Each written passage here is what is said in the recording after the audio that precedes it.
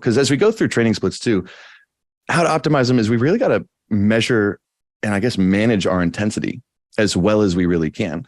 So what we're going to talk about is one, your intensity matters, right? If you're going to the gym, you could have the best written training program, the best training split, whatever it is. But if you're not training with the right intensity, none of it really matters. Two big pieces up front that we're going to cover too are training volume, and not just our total weekly training volume, which we're going to be, and I know technically training volume is going to be measured in sets by reps by weight, but how we're going to refer to it as, and a lot of people do, is how many hard sets per muscle group per week. But not only per week, a lot of people forget how to optimize the split on training volume per day.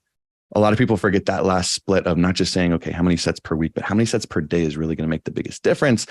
And I think one piece too that we'll spend a little bit more time on, and I want to gauge how you guys track this with your clients, is looking at recovery, and not just recovery from like a base standpoint, but individual recovery profiles. Because every single client, if you've worked with enough with them, you know, some can recover like this. They've got great sleep. Their nutrition's on point. Their body bounces back really quick from higher intensity workouts, where others might take days to fully recover from just because of how busy their life is or stressed they are or low sleep.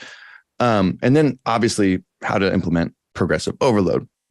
And I think when it comes to things like the full body split that we just talked about, overtraining is mentioned quite a bit, which true overtraining is very rare. I don't think I've ever met someone who's truly got to the overtraining piece, but how we're going to use that word today is more when your training demands consistently are exceeding your body's ability to recover from them. Okay, so true overtraining is more of an actual, I think, medical diagnosis, which is going to be really, really challenging